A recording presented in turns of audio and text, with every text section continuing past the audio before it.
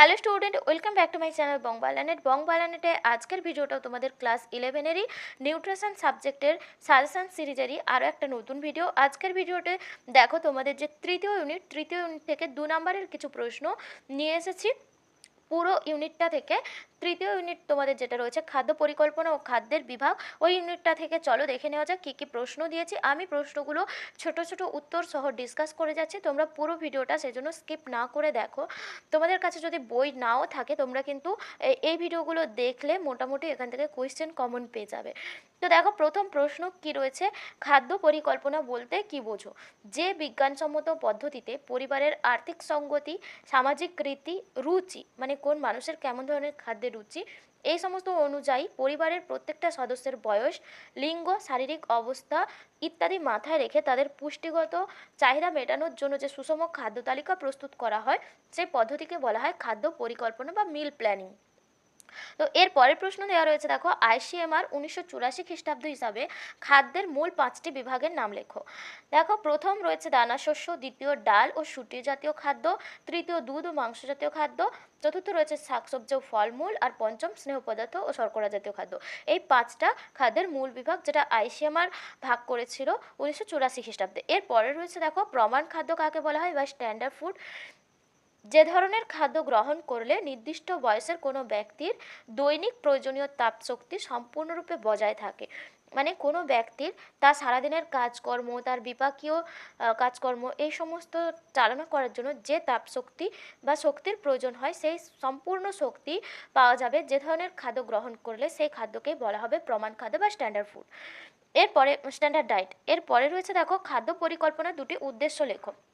তো খাদ্য পরিকল্পনার উদ্দেশ্য কি? তাহলে পরিবারের সকল সদস্য যাতে যথোপযুক্ত পুষ্টি লাভ করতে পারে, এটা একটা উদ্দেশ্য হতে পারে। এছাড়া পরিবারের আর্থিক অবস্থা, আর্থিক সঙ্গতি, রুচি ইত্যাদি অনুযায়ী যাতে খাদ্য পরিকল্পনা সীমাবদ্ধ রাখা যায়, তো সেটাও একটা উদ্দেশ্য হতে পারে। এটাই খাদ্য পরিকল্পনার উদ্দেশ্য, দুটো উদ্দেশ্য বললাম। এরপরে রয়েছে দেখো আইসিএমআর 2020 অনুযায়ী আহারে খাদ্যশস্য, ডাল ও দুধের অনুপাত কত হওয়া উচিত? দেখো এখানে যেটা হবে খাদ্যশস্য, ডাল ও দুধের অনুপাত 3:1:2.5। মানে এখানে তো খাদ্যশস্যটা 3 আর ডালটা তার সাথে 1 রেশিওতে থাকতে হবে, আর দুধটা 2.5 রেশিওতে থাকতে হবে। এইভাবে আইসিএমআর 2020 পরামর্শ অনুযায়ী এই অনুপাতটা থাকলে সেটা মানে ঠিকঠাক। এরপরে রয়েছে দেখো স্ট্যান্ডার্ড ডায়েটে কার্বোহাইড্রেট, প্রোটিন ও ফ্যাটের অনুপাত কত হওয়া উচিত? স্ট্যান্ডার্ড ডায়েটে কার্বোহাইড্রেট, প্রোটিন ও ফ্যাটের অনুপাত হওয়া উচিত 7:1:2। দেখো এখানে 7:1:2 এটা হওয়া উচিত। তো এরপরে রয়েছে দেখো খাদ্য পরিকল্পনার কয়টি পর্যায় ও কি কি? দেখো খাদ্য পরিকল্পনার 3টি পর্যায় হয়। তো সেই 3টি পর্যায় কি কি? অনুমোদিত পুষ্টিমাত্রা বা রিকমেন্ডেড ডায়েটারি অ্যালাউন্স, যেটাকে আরডিএ বলা হয়, আরডিএ। আর এরপরে রয়েছে খাদ্য তালিকা, ফুড লিস্ট যেটা। আর নেক্সট রয়েছে খাদ্য প্রস্তুতি বা প্রিপারেশন অফ মেনু। তো এখানে তাহলে এই 3টা পর্যায়, প্রথমে রিকমেন্ডেড ডায়েটারি অ্যালাউন্স, তারপরে ফুড লিস্ট, তারপরে প্রিপারেশন অফ মেনু, এই 3টা পর্যায় খাদ্য পরিকল্পনা রয়েছে। এরপরে রয়েছে দেখো খাদ্য তালিকায় ডাল ও শুটি জাতীয় খাদ্য রাখার প্রয়োজনীয়তা কী? খাদ্য তালিকায় ডাল ও শুটি জাতীয় খাদ্য রাখতে হবে কেন? দেখো এই ধরনের প্রশ্ন যে কোনো ধরনের দিতে পারে, যেমন আমি এখানে ডাল শুটি দিয়েছি, তোমাদের এখানে দুধ প্রাণীজ খাদ্য দিতে পারে, ফল শাকসবজি কেন রাখা দরকার দিতে পারে, মাছ মাংস রাখা কেন দরকার দিতে পারে। তো তোমাদেরকে যে ধরনের প্রশ্ন দেবে সে ধরনের উত্তর লিখতে হবে। এখানে যেহেতু ডাল ও শুটি জাতীয় খাদ্য রাখার প্রয়োজনীয়তা কি দিয়েছি, তো এখানে উত্তর কি হবে? আমাদের দেহের ডাল থেকে প্রচুর পরিমাণে প্রোটিন পাওয়া যায়, যেটা উদ্ভিজ্জ প্রোটিন, আর ক্যালোরি পাওয়া যায়, ক্যালসিয়াম, লোহা, খাদ্যতন্তু, কিছু ভিটামিন এগুলো পাওয়া যায়।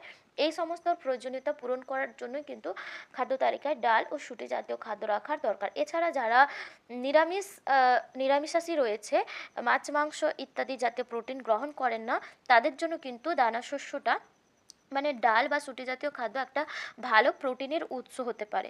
তো সেই কারণেও কিন্তু খাদ্যে ডাল ও শুটি জাতীয় খাদ্য রাখার প্রয়োজনীয়তা আছে।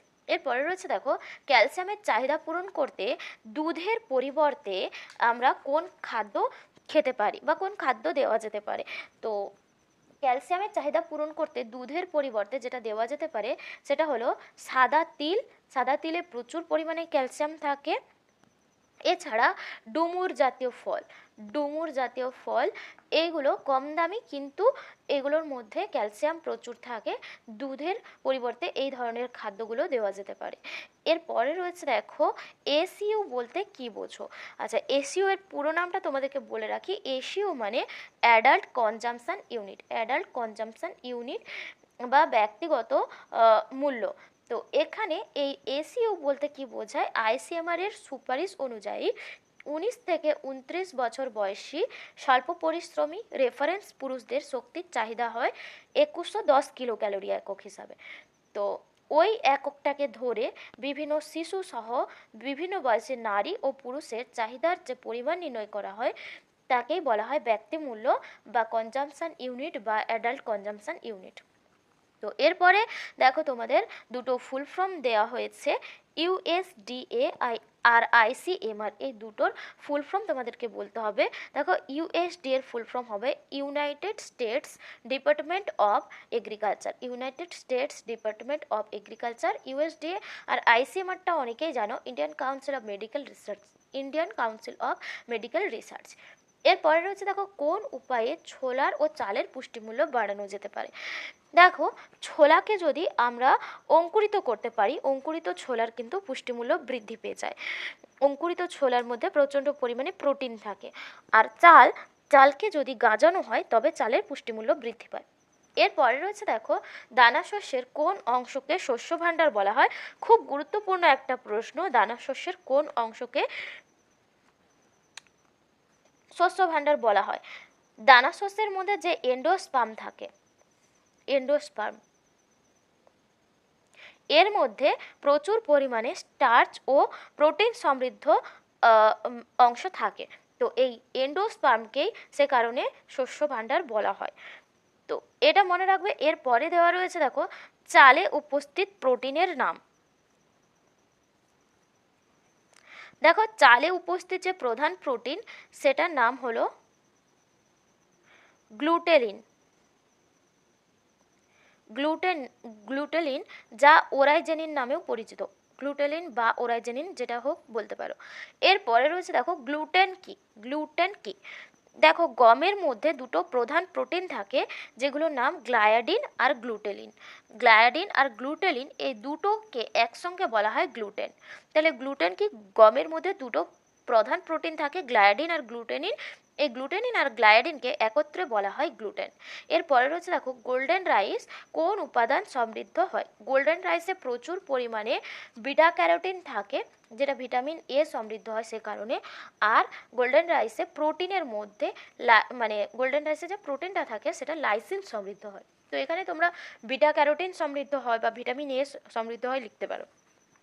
এরপরে রয়েছে দেখো ডালের মধ্যে, ডালের প্রোটিনে সীমাবদ্ধ ও সমৃদ্ধ যে প্রোটিন সেগুলোর নাম লিখতে বলা হয়েছে। মানে ডালের প্রোটিনে সীমাবদ্ধ অ্যামাইনো অ্যাসিড কোনগুলো রয়েছে আর সমৃদ্ধ অ্যামাইনো অ্যাসিড কোনগুলো রয়েছে সেগুলোর নাম লিখতে বলা হয়েছে। ডালের মধ্যে যেটা সীমাবদ্ধ অ্যামাইনো অ্যাসিড এটা হলো মিথিওনিন আর একটা ট্রিপ্টোফ্যান, মিথিওনিন আর ট্রিপ্টোফ্যান। আর যেটা সমৃদ্ধ থাকে সেটা হলো লাইসিন।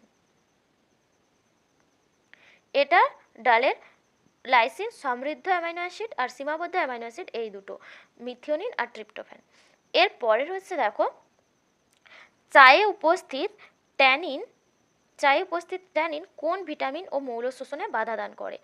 চায়ে উপস্থিত ট্যানিন ভিটামিন বি কমপ্লেক্স আর কমপ্লেক্সকে শোষণে বাধা দেয়, আর মৌলের মধ্যে লোহাকে শরীরে শোষিত হতে বাধা দেয়। এরপরে রয়েছে দেখো ডাল ও শুটিতে উপস্থিত দুটি পুষ্টি বিরোধী পদার্থের নাম লেখো। এটা তোমরা যা খুশি লিখতে পারো, তার মধ্যে ট্যানিন রয়েছে, হিমাগ্লুটিনিনস রয়েছে, ট্রিপসিন ইনহিবিটর রয়েছে, ল্যাথিরোজেন রয়েছে, ডোপা রয়েছে, অনেক কিছু আছে ডাল শুটিতে পুষ্টি বিরোধী পদার্থ। আমি অনেকগুলো নাম বললাম, তোমরা যে কোনো দুটো লিখতে পারো। এরপরে রয়েছে দেখো খেসারির ডালে কোন বিষাক্ত পদার্থ উপস্থিত থাকে। খেসারির ডালে ল্যাথিরোজেন থাকে, ল্যাথিরোজেন। আর এর ফলে কি রোগ হয়? খেসারির ডালে যে বিষাক্ত পদার্থটা থাকে সেটা হলো ল্যাথিরোজেন, এর ফলে যে রোগটা হয় সেটার নাম ল্যাথিরিজম, ল্যাথিরিজম রোগ হয়। এরপরে রয়েছে দেখো BOAA DOPA এর পুরো নাম। দেখো BOAA এর পুরো নাম বিটা এন অক্সাইল অ্যামাইনো এল অ্যালানিন। এটা পুরোটা BOA এর পুরো নাম, বিটা এন অক্সাইল অ্যামাইনো এল অ্যালানিন, এটা BOA এর পুরো নাম। আর DOPA এর পুরো নাম হবে ডাইহাইড্রোক্সি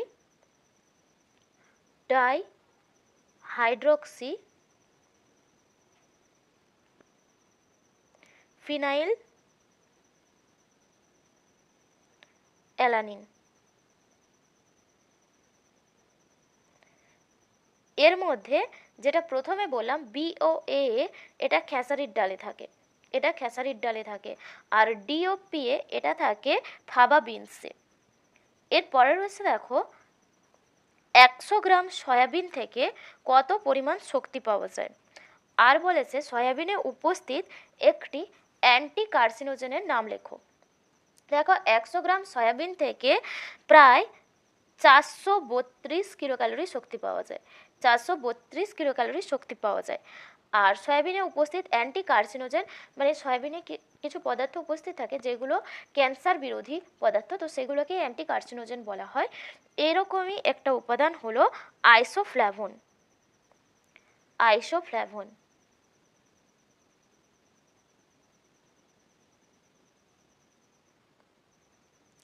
এরপরের হচ্ছে দেখো দুটি অপ্রকৃত ফলের নাম। দেখো প্রকৃত ফল কাদেরকে বলা হয়? যখন ফুলের ডিম্বাশয় থেকে ফল উৎপন্ন হয় সেটাকে প্রকৃত ফল বলা হয়। আর ফুলের ডিম্বাশয় ছাড়া অন্য কোনো অংশ থেকে যখন ফল উৎপাদন হয় তখন সেটাকে বলা হয় অপ্রকৃত ফল। অপ্রকৃত ফলের অনেক উদাহরণ রয়েছে, তার মধ্যে তোমরা লিখতে পারো যেমন ডুমুর, কাঁঠাল লিখতে পারো, আতা, স্ট্রবেরি, আপেল, এগুলো সব কিন্তু অপ্রকৃত ফলের মধ্যে পড়ে। এরপরে রয়েছে দেখো লেবু ও আঙুরে কোন জৈব অ্যাসিড উপস্থিত? লেবুতে থাকে সাইট্রিক অ্যাসিড আর আঙুরে থাকে টার্টারিক অ্যাসিড। আঙুরে থাকে টার্টারিক অ্যাসিড আর লেবুতে থাকে সাইট্রিক অ্যাসিড, এগুলো সব জৈব অ্যাসিড। এরপরে রয়েছে দেখো ফলে উপস্থিত বিভিন্ন রঞ্জক পদার্থের নাম। ফলে দেখো যেসব ফল সবুজ রঙের হয় তার মধ্যে ক্লোরোফিল থাকে, তারপরে যেগুলো উজ্জ্বল কমলা বর্ণের হয় সেখানে ক্যারোটিনয়েডস থাকে, যেগুলো লাল রঙের হয় সেখানে অ্যান্থোসায়ানিন থাকে, যেমন চেরি, আঙুর, বেদানা, এগুলোর মধ্যে অ্যান্থোসায়ানিন থাকে। অ্যান্থোজ্যান্থিন থাকে আপেল, আতা, জামরুল, এইগুলোতে। তো বিভিন্ন ধরনের রঞ্জক পদার্থের নাম আমি বললাম। এরপরে রয়েছে দেখো টোন্ড মিল্ক কি? খুবই গুরুত্বপূর্ণ একটা প্রশ্ন, টোন্ড মিল্ক কি? তো এখানে টোন্ড মিল্ক বলতে মোষের দুধের সঙ্গে স্কিমড মিল্ক পাউডার মিশিয়ে টোন্ড মিল্ক প্রস্তুত করা হয়। টোন্ড মিল্কে 3% ফ্যাট থাকে আর SNF থাকে, যেটা স্ট্যান্ডার্ডাইজ মিল্ক। SNF মানে স্ট্যান্ডার্ডাইজড মিল্ক যেটা থাকে ওটা 8.5% থাকে। SNF মানে স্ট্যান্ডার্ডাইজড মিল্ক নয়, SNF মানে সলিড নন ফ্যাট যে মিল্ক। SNFটা মনে রাখবে, SNF এর ফুল ফর্মটা আসতে পারে সলিড নন ফ্যাট। এটা স্টোন মিল্কে কত থাকে বললাম? 8.5% থাকে। আর ফ্যাট থাকে যেটা সেটা 3% থাকে টোন মিল্কে, এটাও মনে রাখবে কারণ পরীক্ষাতে এই ধরনের ছোট ছোট প্রশ্নগুলোই থাকে। SNF এর ফুল ফর্ম, স্ট্যান্ডার্ডাইজ মিল্কে কতটা পরিমাণ SNF থাকে, টোন মিল্কে কতটা পরিমাণ SNF থাকে, ডাবল টোন মিল্কে কতটা পরিমাণ SNF থাকে, এই ধরনের প্রশ্নগুলো পরীক্ষাতে আসে, তোমরা এগুলো করবে ভালো করে। এরপরে রয়েছে দেখো তোমাদের কিন্তু এই ইউনিট অনেক বড়, তো এখান থেকে যদি অনেক মানে কোশ্চেন করতে চায় অনেক প্রশ্ন হবে, তারও মধ্যে যেগুলো একটু বেশি গুরুত্বপূর্ণ সে ধরনের প্রশ্নগুলো রেখেছি। আর ওই টাইপের প্রশ্নগুলো তোমরা কিন্তু করে যাবে। যেমন প্রত্যেকটা যে প্রত্যেকটা চাল, গম, ডাল এগুলোর মধ্যে প্রত্যেকটার মধ্যে কী কী প্রোটিন রয়েছে, কী কী লিমিটিং অ্যামাইনো অ্যাসিড রয়েছে, কোন অ্যামাইনো অ্যাসিডটা সমৃদ্ধ, এই ধরনের প্রশ্নগুলো প্রচুর পরীক্ষাতে আসে। তোমরা ওইগুলো করে যাবে। আর কার মধ্যে কতটা ক্যালোরি ভ্যালু রয়েছে, এত প্রশ্ন দেওয়া সম্ভব হয়নি। তোমরা ওই ধরনের প্রশ্নগুলো তো করবেই, তার সাথে এগুলো একটু গুরুত্বপূর্ণ জোর দিয়ে করে যাবে, যেগুলো দিয়ে রেখেছে এখানে। এরপরে রয়েছে দেখো 100 গ্রাম মুরগি ও হাঁসের ডিমের ক্যালোরি ভ্যালু কত। দেখো বলা হয়েছে 100 গ্রাম মুরগির ডিমের ক্যালোরি ভ্যালু হবে 173 কিলো ক্যালোরি, আর 100 গ্রাম হাঁসের ডিমের যে ক্যালোরি ভ্যালু সেটা হবে 181 কিলো ক্যালোরি। এরপরে একটা গুরুত্বপূর্ণ প্রশ্ন দেওয়া রয়েছে, ডিমকে রেফারেন্স প্রোটিন বলা হয় কেন। দেখো রেফারেন্স প্রোটিন মানে প্রমাণ প্রোটিন যেটাকে বলা হয়, বা সম্পূর্ণ প্রোটিন। ডিমের যে প্রোটিন রয়েছে সেই প্রোটিনকে গুণগত দিক থেকে বিচার করলে সেটা উৎকৃষ্ট, মানে এই প্রোটিনের জৈব মূল্য খুব বেশি, পরিপাকযোগ্যতাও মানে সহজে পরিপাক হয়ে যায়। এই সমস্ত কারণে কিন্তু ডিমের যে প্রোটিনটাকে রেফারেন্স প্রোটিন হিসাবে ধরা হয়। এরপরে রয়েছে দেখো লেবু জাতীয় ফল তিক্ত স্বাদের হয় কেন। লেবু জাতীয় ফলে লিমোনিনয়েড আর ফ্ল্যাভোনয়েড জাতীয় যৌগ থাকে, লিমোনিনয়েড ও ফ্ল্যাভোনয়েড জাতীয় যৌগ থাকে, যে কারণে লেবু জাতীয় ফল তিক্ত স্বাদের হয়। এরপরে রয়েছে দেখো ডিমে উপস্থিত অপরিহার্য ফ্যাটি অ্যাসিডগুলোর নাম। ডিমে উপস্থিত অপরিহার্য fatty acid linoleic acid, arachidonic acid. Linoleic acid, arachidonic acid এই দুটো অ্যাসিড যেটা অপরিহার্য ফ্যাটি অ্যাসিড ডিমে উপস্থিত থাকে। এরপরে রয়েছে দেখো মাংসের রং লালচে প্রকৃতির হয় কেন। দেখো মাংসের মধ্যে প্রধানত হিমোগ্লোবিন থাকে আর মাইগ্লোবিন থাকে। এই হিমোগ্লোবিন মাইগ্লোবিনের জন্য মাংসের রং লালচে প্রকৃতির হয়। এরপরে রয়েছে দেখো মাছের যকৃৎ নিঃসৃত তেলে কোন ভিটামিন উপস্থিত থাকে। ভিটামিন এ ও ডি সমৃদ্ধ হয় মাছের যকৃৎ নিঃসৃত তেল। এরপরে একটা খুব গুরুত্বপূর্ণ প্রশ্ন দেওয়া রয়েছে, দেখো চিনিকে রিফাইন্ড ফুড বলা হয় কেন। দেখো চিনি যেহেতু আখের রস পরিশোধন করে প্রস্তুত করা হয়, সেই কারণে এটাকে একটা পরিশোধিত খাদ্য বা রিফাইন্ড ফুড বলা হয়। যেহেতু এটা আখের রস থেকে পরিশোধিত করে প্রস্তুত করা হয় চিনি, সেই কারণেই এটাকে রিফাইন্ড ফুড বলা হয়। বা একটা রিফাইন্ড ফুডের নাম জানতে চাইলেও তোমরা উদাহরণ হিসেবে চিনিকে বলতে পারো। এরপরে দেওয়া হচ্ছে ক্যারামেল কি। শুষ্ক তাপ প্রয়োগ করে চিনিকে গলিয়ে যে বাদামি রঙের তরল পদার্থে পরিণত করা হয় সেটাকে বলা হয় ক্যারামেল। আর এই ক্যারামেল পরিণত হওয়া যে প্রক্রিয়া এটাকে বলা হয় ক্যারামেলাইজেশন। ক্যারামেল বিভিন্ন কাজে ব্যবহার করা হয়, ক্যান্ডি তৈরি করতে, ডেজার্টে, তাছাড়া বিভিন্ন ধরনের তোমার ডেজার্ট তৈরি করতে ক্যারামেল ব্যবহার করা হয়, পুডিং তৈরি করতে।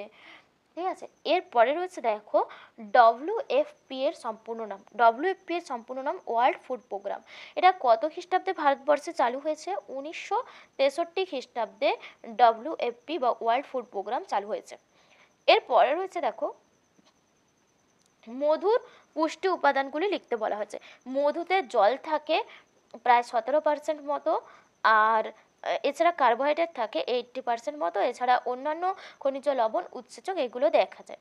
নেক্সট প্রশ্ন দেওয়া রয়েছে, দেখো মধুতে ভেজাল আছে কিভাবে বোঝা যায়। মধুতে যদি বেশি পরিমাণে সুক্রোজ থাকে তখন বুঝতে হবে ওই মধুতে ভেজাল আছে। এরপরে রয়েছে দেখো স্থানীয়ভাবে প্রাপ্ত কিছু স্বল্প মূল্যের পুষ্টিকর খাদ্যের নাম। দেখো স্থানীয়ভাবে প্রাপ্ত কিছু স্বল্প মূল্যের পুষ্টিকর খাদ্য, এর মধ্যে লিখতে পারো সয়াবিন, অঙ্কুরিত ছোলা, বা হচ্ছে গিয়ে গেরি, গুগলি, এই ধরনের যে এইগুলো কিন্তু স্বল্প মূল্যের আর যেটা পুষ্টিকর খাদ্য স্থানীয়ভাবে প্রাপ্ত। এরপরে রয়েছে মল্ট ফুড কি। দেখো মল্ট ফুড যেটা দানা শস্য রয়েছে 40 ভাগ, যেটাকে মল্ট গুঁড়ো বলা হয়, 40 ভাগ চিনেবাদামের গুঁড়ো, 20 ভাগ ভাজা ছোলার গুঁড়ো এবং বিভিন্ন ভিটামিন, ক্যালসিয়াম মিশিয়ে একটা খাদ্য প্রস্তুত করা হয় যেটাকে মল্ট ফুড বলা হয়, যেটা প্রাক বিদ্যালয়গামী শিশুদের জন্য বিশেষভাবে উপযোগী। আর এই মল্ট ফুড দেখো দেওয়া রয়েছে এটা কোন সংস্থা তৈরি করে। মল্ট ফুড তৈরি করে সিপট্রি নামক সংস্থা, CFTRI, সিপট্রি। এর ফুল ফর্ম কি? সেন্ট্রাল ফুড টেকনোলজিক্যাল ইনস্টিটিউশন, সিপট্রি। আর এই সিপট্রি অবস্থিত কর্ণাটকের মহীশূরে। অনেকগুলো প্রশ্ন এখানে একসাথে আমি বলে দিলাম উত্তর, তো এগুলো তোমরা করে রাখবে। এরপরে রয়েছে দেখো নিরামিষ ভোজনের দুটি সুবিধা। তো খুব গুরুত্বপূর্ণ একটা প্রশ্ন দেওয়া রয়েছে যে আচ্ছা, এখানে আরেকটা কথা বলে রাখি, মল্ট ফুডের ওখানে ভারতে কিছু স্বল্পমূল্যের খাদ্য পাওয়া যায়, যেমন তার মধ্যে মল্ট ফুড রয়েছে, ভারতীয় মাল্টিপারপাস খাদ্য রয়েছে, বালাহার রয়েছে, পরিপূরক খাদ্য রয়েছে। এই ধরনের খাদ্যগুলো কি দিয়ে তৈরি হয়, কোন সংস্থায় খাদ্যগুলো তৈরি করেছে, এগুলো একটু ভালো করে যাবে। উইন্ড ফুডের মধ্যে কি কি উপাদান থাকে, যেমন আমি বলে দিচ্ছি, উইন্ড ফুডের মধ্যে থাকে বাজরা, মুগ ডাল, চীনাবাদাম। বাজরা থাকে 50 গ্রাম, আর যেটা তোমার মুগ ডাল থাকে 15, আর তার সাথে চীনাবাদাম থাকে, চীনাবাদামের যে ময়দা থাকে 25:, আর গুড় থাকে 25। এই যে রেশিওতে যে খাদ্যটা তৈরি করা হয় সেটাকে বলা হয় উইন্ড ফুড। তো এই এই ধরনের কিছু, এগুলো অনুপূরক খাদ্যের নাম। এই সমস্ত কিছু অনুপূরক খাদ্য, তাতে কতটা পরিমাণ কি উপাদান রয়েছে, তাদের যে মানে উপাদানের যে পরিমাপটা, এইগুলো কিন্তু তোমরা ভালো করে দেখে যাবে, এখান থেকেও প্রশ্ন আসে পরীক্ষাতে। আর কোন সংস্থা এই খাদ্যগুলো তৈরি করেছে। নেক্সট রয়েছে দেখো লাস্ট প্রশ্ন, যেটা নিরামিষ ভোজনের দুটো সুবিধা। আচ্ছা, নিরামিষ ভোজনের দুটো সুবিধা কি লিখবে, যে নিরামিষ যারা খায় তারা যেহেতু প্রাণীজ প্রোটিন গ্রহণ করে না, সমস্ত উদ্ভিজ্জ প্রোটিন খায়, আর উদ্ভিজ্জ প্রোটিনগুলোতে কম ফ্যাট থাকে, মানে উদ্ভিজ্জ খাদ্যগুলোতে কম ফ্যাট থাকে এবং অধিক ফাইবার থাকে, সেই কারণে স্থূলতা বা মেধাধিক্য হওয়ার সম্ভাবনা কম থাকে। এছাড়া উদ্ভিজ্জ খাদ্যে কোলেস্টেরল থাকে না, তাই রক্তে কোলেস্টেরলের মাত্রা কমাতে সাহায্য করে। এছাড়া বিভিন্ন ধরনের অ্যান্টিঅক্সিডেন্ট থাকে, ফাইটোকেমিক্যাল থাকে, যেগুলো বার্ধক্য প্রতিরোধে, বিভিন্ন রোগ প্রতিরোধে সাহায্য করে। এগুলো নিরামিষ ভোজনের সুবিধা। তো আজকে তোমাদের এই 35খানা প্রশ্ন ছিল, তোমাদের সাথে আলোচনা করলাম। আশা করি ভিডিওটা থেকে তোমাদের অনেকটাই হেল্প হয়েছে। তৃতীয় ইউনিটের তোমাদের পুরোটা থেকে এই কোশ্চেনগুলো আমি তোমাদের জন্য রেখেছি। আশা করি তোমরা এখান থেকে কোশ্চেন কমন পেয়ে যাবে।